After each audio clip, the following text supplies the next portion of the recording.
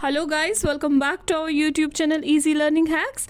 सो आज का हमारा टॉपिक है the scheduled caste and scheduled tribe prevention of atrocities act 1989। Let's begin. देखिए, पिछली वीडियो में हमने क्या देखा कि कैसे रत्नाम ने लॉ का सपोर्ट लेके अपनी कंप्लेंट फाइल कराई पावरफुल कास्ट्स के खिलाफ जो उन्हें डोमिनेट करते थे और उन्हें हानि पहुंचाते थे, है ना। तो ये कंप्लेंट उसने इसी एक्ट के अंडर फाइल किया। अगर ये एक्ट ही नहीं होता तो शायद उसका वो कंप्लेंट कोई सुनता ही नहीं, ठीक है, कोई फाइल ही नहीं कर पाता बेचारा वो अपना कंप्लेंट।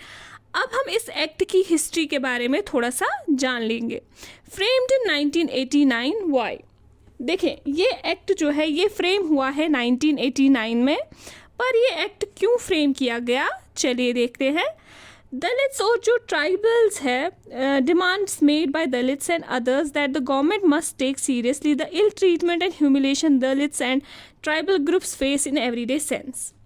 ये एक्ट फ्रेम हुआ तो इसका पीछे का कारण ये है कि दलित्स और जो ट्राइबल ग्रुप्स जो वो इल ट्रीटमेंट या ह्यूमिलेशन फेस कर रहे थे, उन्हें डिमांड किया गवर्नमेंट को। उन्होंने अपना डिमांड रखा, मतलब डिमांड करना स्टार्ट किया, प्रोटेस्ट्स किए या वगैरह जो भी जिस तरीके से उन्होंने गवर्नमेंट से डिमांड करना शुरू किया, इस चीज़ को रिकॉग्नाइज किया जाना चाहिए, ठीक है। उनके साथ ह्यूमिलेशन हो रहा था तो वो क्या चाहते थे कि उनके इस चीज़ को रिकॉग्नाइज करे गवर्नमेंट भी और उनके साथ इंसाफ हो, ठीक। Background of the law.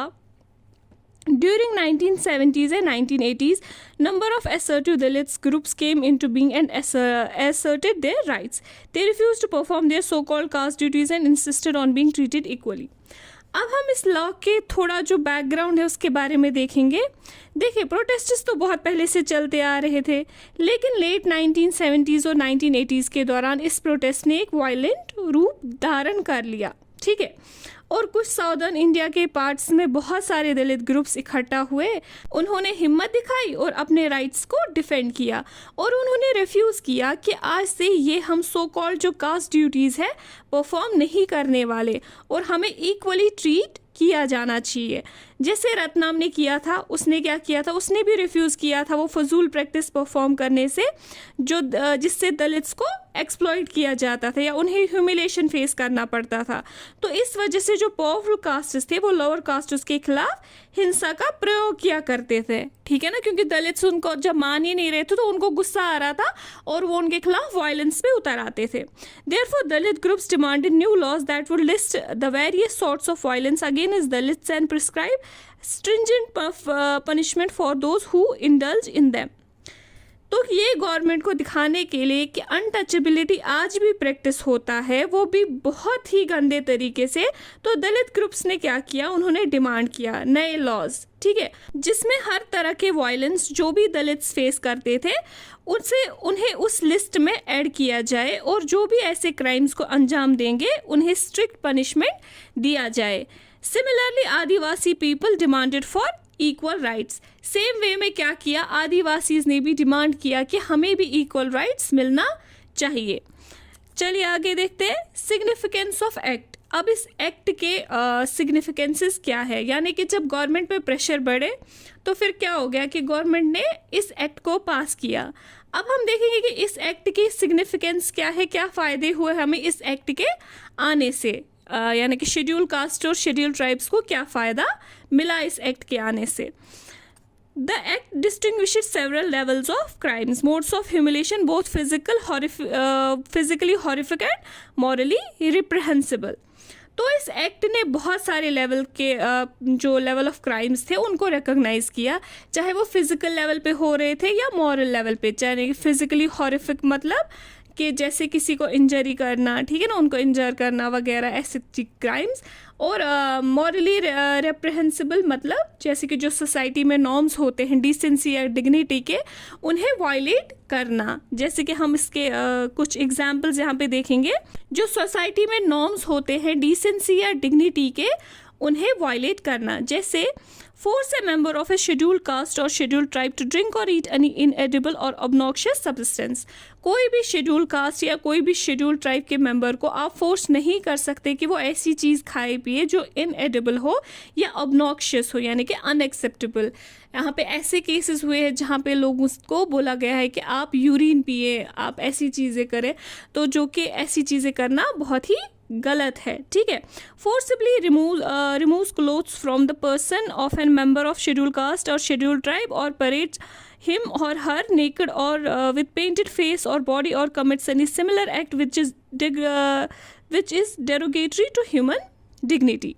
या किसी भी शेड्यूल कास्ट या शेड्यूल ट्राइब के पर्सन को आप फोर्सफुली कपड़े उतारने को नहीं बोल सकते कि चलो आपके बॉडी और फेस पे पेंट करेंगे और आप उनसे परेड कराना स्टार्ट करेंगे। ऐसा कोई भी एक्ट जो ह्यूमन डिग्निटी को डेरोगेट करे, यानी कि इंसल्ट करे, जो कि बहुत शेमफुल हो ह्यूमन डिग्निटी के लिए, ऐसा कोई भी काम आप नहीं करा सकते हैं। जो भी ऐसा काम कराने की सोचेगा उसको एक तगड़ी पनिशमेंट मिलेगी, ठीक है। उसके बाद आता है list actions that dispossesses Dalits and Adivasis, और साथ ही साथ इस लिस्ट में आते हैं वो एक्शंस जिनसे आप दलित्स और आदिवासीज को डिस्पोजेस नहीं कर सकते। मतलब कि actions which deprive them of their meagre resources और which forces them into performing slave labour. मतलब कि इसका क्या है कि उन्हें आप डिप्राइव नहीं कर सकते उनके थोड़े से बचे कुचे रिसोर्सेज या लैंड से, और उनसे फिर आप स्लेव लेबर का काम करवा नहीं सकते हो कि मतलब हाँ चलो इनका तो जो भी रिसोर्स या जो भी इनकम है चलो उसको हम हड़प लेंगे और उनको फिर बोलेंगे चलो हमसे आप हमारे लेबर्स बन जाओ, ठीक है, उनसे स्लेव लेबरी करवाएंगे। तो ऐसा आप नहीं कर सकते हैं, ये चीज़ सरासर गलत है और इस चीज़ पे आपको पनिशमेंट बिल्कुल होगा। The act have the provision to punish those who wrongfully occupies or cultivates any land owned or allotted to a member of scheduled caste, scheduled tribe or gets the land allotted to himself transferred।